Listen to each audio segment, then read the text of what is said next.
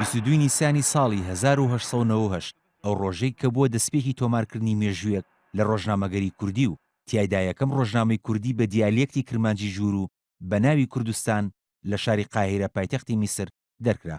ئەگەرچی مێژوونووسی کورد محەممەد ئەمین زەکی بەک لە کتێبی کورتەی مێژووی کورد و کوردستان نووسیوێتی کە یەکەم ڕۆژنامەی کوردی بە ناوی کوردستان لە شاری ئەستەمبوڵ و لەلایەن میدحەت بەک کوڕەزای بەدرخانەوە لە ساڵی 1990 دەرکرا.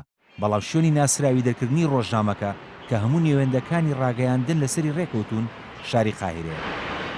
ڕۆژنامەی کوردستان لەلایەن مێغداد میدحەت بەدرخان شازادەی جەزیرەی بۆتان کە خاوەنی ئیمتیازی ڕۆژنامەکە بوو هەر 15 ڕۆژ جارێک دەردەکرا و ژماری لاپەڕەکانیشی 4 لاپەڕە بوون. ژمارەکانی 1 تا 5 ڕۆژنامەی کوردستان لە شاری قاهیرە دەرکران. ژمارە 6 تا 19 ڕۆژنامەکەش لە شاری ژنێف و لەلایەن عەبدوڕەحمان موبارەک برای شازادە میغدادەوە دەرکران.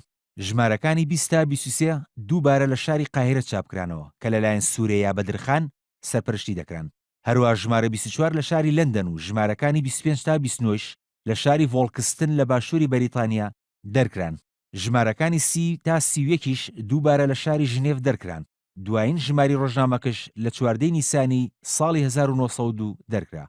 سەرجەم ژمارەکانی ڕۆژنامەکەش جگە لە ژمارە 19 ئەرشیفکراون. لە ژمارە 4 ڕۆژنامەی کوردستان بەدواوە وتار بە زمانی تورکی و عوسمانی بڵاو دەکرانەوە. هەروە نامەی خوێنەران و هاوڵاتیان بڵاو دەکرانەوە کە لە کوردستانی گەورە بەدەستی دەگەیشت. ڕۆژنامەکە چەند پەیامێکی ئاڕاستەی سوڵتان عەبدولحەمیدی دووەم سوڵتانی عوسمانیەکان کردبوو کە تیایدا داوای لێکردبوو چیتر گێچەڵ بە خانەوادەی بەدرخانیەکان نەگێڕێت. بەڵام سوڵتان عەبدولحەمیدی دووەم ئەو داوایانەی پشتگوێ خست و هیچ ڕێوشوێنێکیشی لەو بارەوە نەگرتبووە بەر. لە نۆی تشرینی دووەمی ساڵی 1970 ڕۆژنامەی کورد تەعاون و تەرەقی غەزەتسی بە دوو زمانی کوردی و تورکی لە ئەستەمبوڵ دەرچوو تا حوزەیرانی ساڵی 1990 بەردەوام بوو. دواتریش ڕۆژنامەی ڕەسملی کاتب لە ئەستەمبوڵ دەرچوو کە خاوەنی ئیمتیازی هەردوو ڕۆژنامەکە پیرەمێردی شاعیر بوون.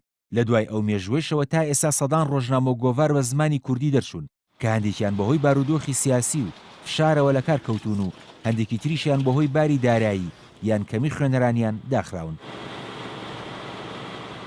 ڕۆژنامەگەری کوردی بە درێژایی مێژووی سەرهەڵدانی تا ئەمڕۆ سنتەرێکی توێژینەوە و ئەرشیفی نییە.